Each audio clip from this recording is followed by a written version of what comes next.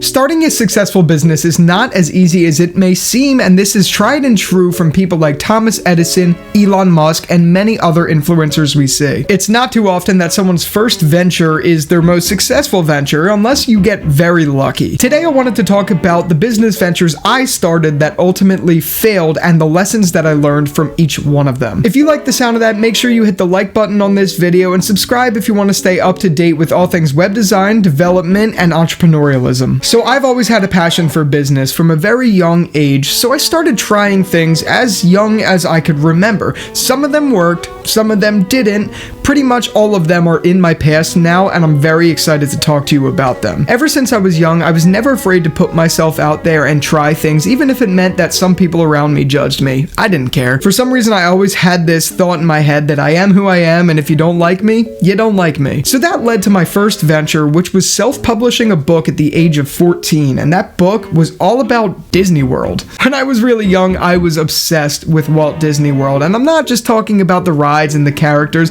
I'm talking about how it was made, ways you could get in cheaper and things like that. Those things really intrigued me. So one night when I was staying in Disney, I decided to pull out my iPad and just start writing. Well, all that writing turned into an entire manuscript for a book, and I ended up self-publishing it on lulu.com. That book is called A Phantasmic Secret, and 11 years later, it is still on the Apple Bookstore. But did it do well? No. As a matter of fact, to this date, I've only made around $400 from the book, and it was published 11 years ago. So yeah, you could say that was a little bit of a failure. Leading up to me actually publishing the book, I created a YouTube channel to make informative videos about all things Disney. These videos featured fun facts about things that people typically don't know about the parks. And honestly, that channel had some slight success. Remember, this was 11 years ago. YouTube was still in its newer stage. It wasn't brand new, obviously, but it was newer, so it caught a little bit more traction than I thought it ever would. And while I said I only made $400 from the book, there was a period of that time where I was actually selling it for free, which was not the brightest idea I've ever had. In starting that young with a self-published book, I had to persevere through a lot of people making fun of me, so that taught me not to care what people think. It also taught me the importance of marketing, because if I hadn't built up that YouTube channel, it wouldn't have really taken off, and even though it didn't end up really taking off at all,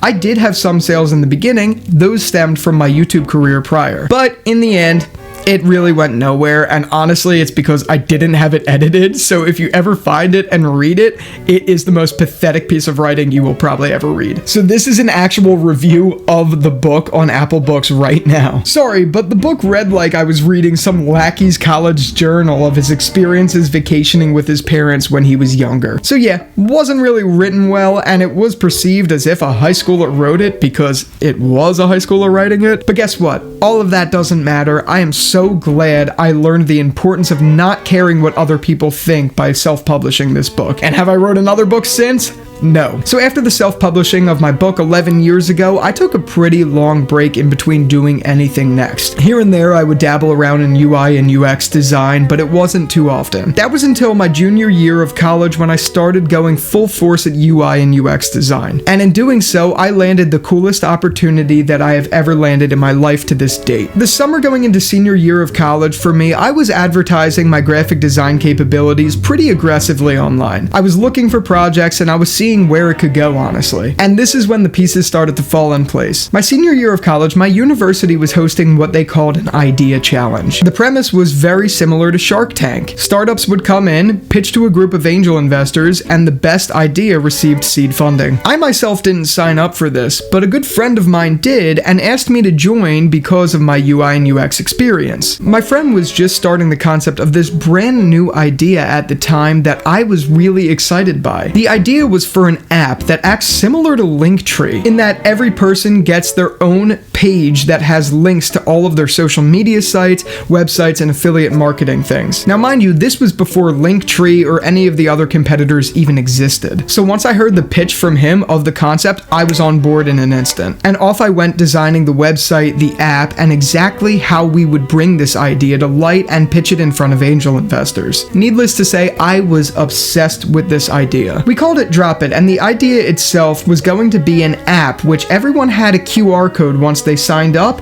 and if you scanned that person's QR code, it would give them a contact card. That contact card had all sorts of links, whether it be affiliate marketing, social media, or anything else you wanted to share with whoever you were sharing your link to. We had plans to monetize it, we had advertising plans, we had a whole pitch ready to go. And shortly after coming on board, I started spearheading our weekly meetings where we would sit around a whiteboard, plan everything out, wireframe, and talk about anything business related. We did this pretty much all of my senior year of college, to the point where I didn't really have much of a social life. I was obsessed with the idea, we were making great progress, but then it was time to pitch.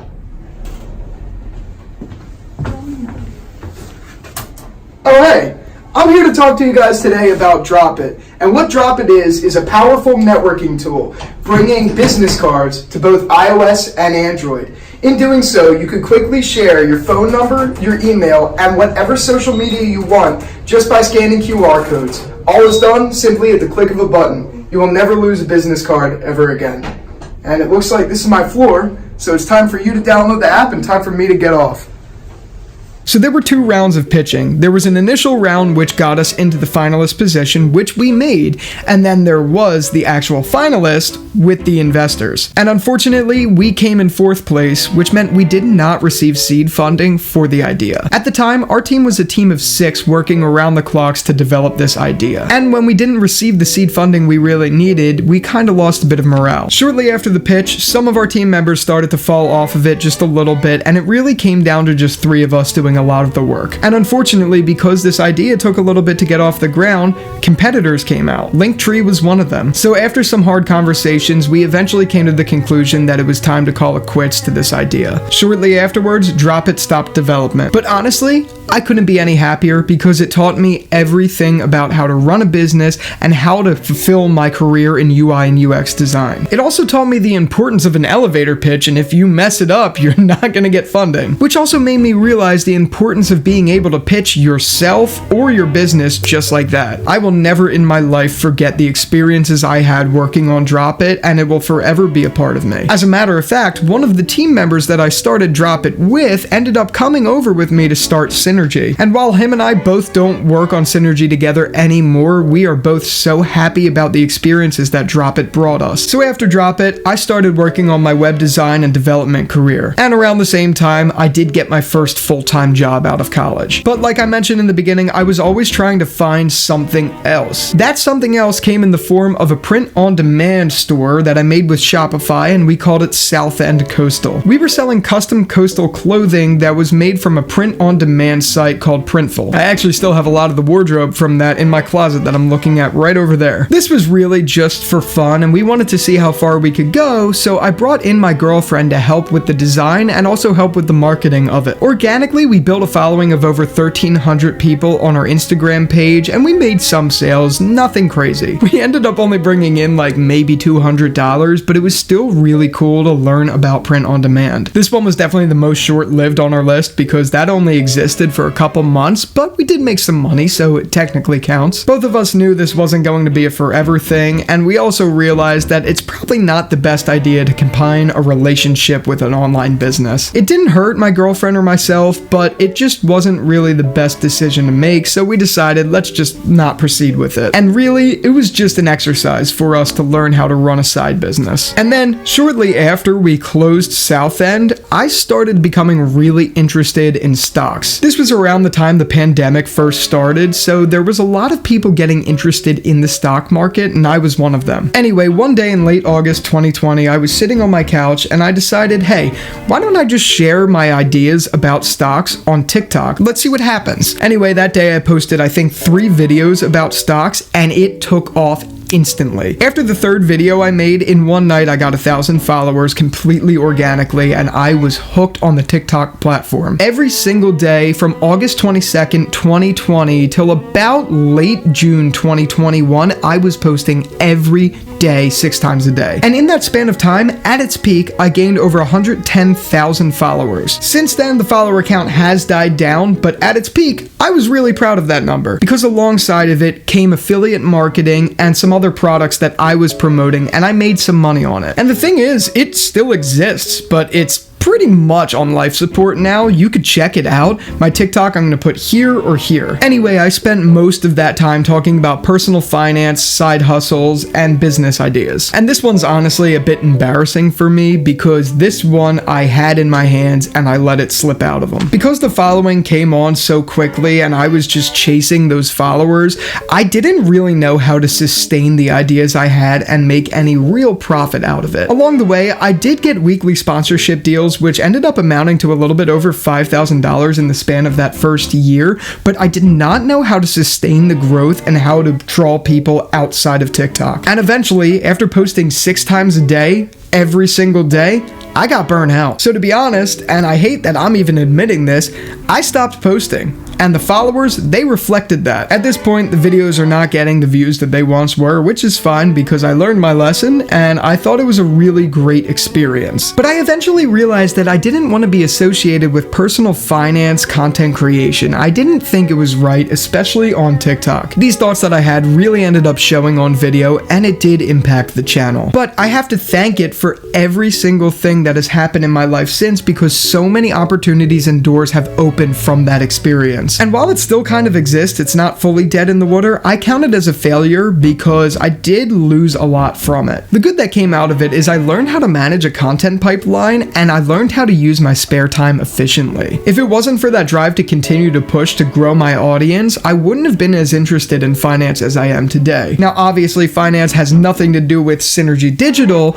but it is my full-time career. So while I do finance, I also do this and I love both of them. So that brings me to today. I'm working full-time and I also run Synergy Digital. And may I say, I've been running Synergy for 3 years now and every other business failure I've had has helped me develop Synergy. Throughout that time, my web development career has been the most steady out of all of those other ventures and I can see it going places. Admittedly, I don't know what's next. I don't know what's around the corner, but I think happiness can be found on that journey. I'm still young. I'm still learning. Hey, this may fail. Synergy may fail. I may have other failures in my life and guess what? I'm going to embrace them with a smile. And if you're just starting out in a venture, you shouldn't be afraid to fail either. Failures have taught me the most lessons, and I thank every single one of those ventures for what they taught me. Anyways, that just about wraps it up. If you liked this video, make sure you hit the like button and subscribe if you want to stay up to date with all future uploads. With that being said, stay hungry, stay foolish, and thanks for watching.